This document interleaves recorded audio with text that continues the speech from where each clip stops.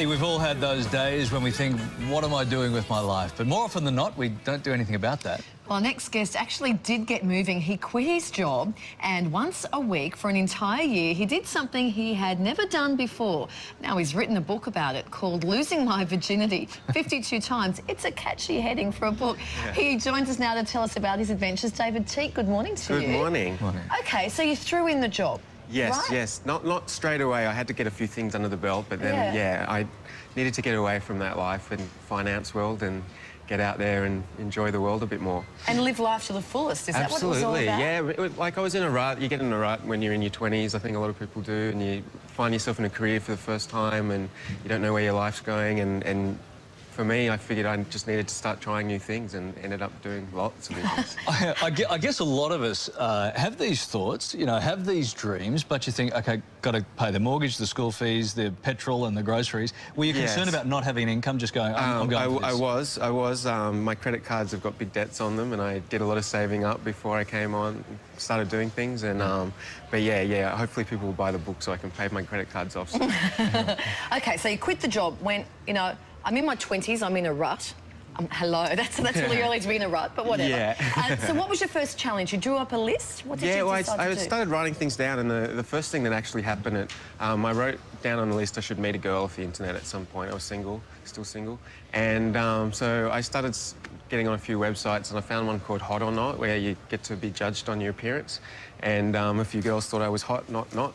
And I started chatting to a girl online one night, and about midnight, it was a Friday night about midnight, and she said, oh, you know, I can come round to your house right now if you'd like me to. Oh. And stalker. Stalker. And I said, oh, really? And she said, just so you know, I won't be having sex with you, but I could come around. And I'm like, oh, that's a bit strange. So I told her not to come, but then I ended up meeting her a couple of days later, and she did come round to my house and proceeded to try and drink every drop of alcohol I had in the house. And hey, tell us about the stuff that the other stuff, because there's a lot of online dating. So tell us about the stuff that other people would want to do and never got round to. The singing lessons, the dancing lessons. Yeah, I did dancing lessons down at Walsh Bay, the Sydney Dance Company. I did like hip-hop dancing and all the Britney Spears stuff. I did speed dating, that was a lot of fun. I went skydiving, I did it over the Swiss Alps, out of a helicopter, which is the best way to do it. Here we go, skydiving. Yeah, oh, this is me, looking nice and scared. It's my hair. And yeah, what else? I played poker in Las Vegas. Oh, so many things. Is there one thing that you still look back at and go, wow, that was nuts? Is it this one? Is it the thing we're seeing now? This was the most... I mean, you can see the pure pleasure on my face right there.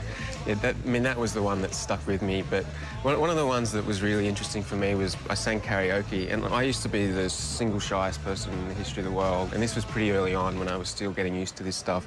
And I was just so scared when I was about to sing.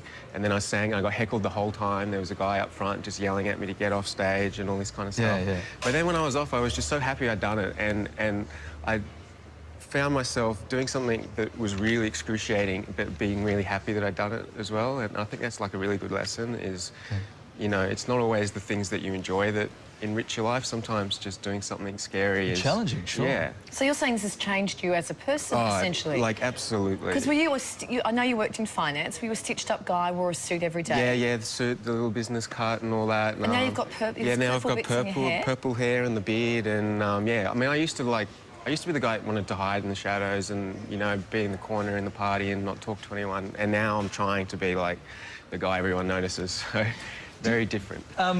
Is there another list? Have you got a few more? There is. I've always virginities to lose. There's always virginities to be lost. I'd love to read a poem on TV. I'd love to read the weather if there's a green screen around somewhere. I've just done the splits on TV, so I'm a bit sore down here. But yeah, all sorts of things. So. All right. Well, there's a couple of things we might be able to help you out with today. Fantastic. So you stick around, hey? Thank you very much. All right. Okay. So of the 52 things, have you done all 52 of them? Yeah, and now so you've ticked them all off your list, and now you're starting a new list of 52 things. Yeah, no, this is just for fun now, just because I love it now. So. Oh, okay. Yeah, sure, for fun. It's for the second book.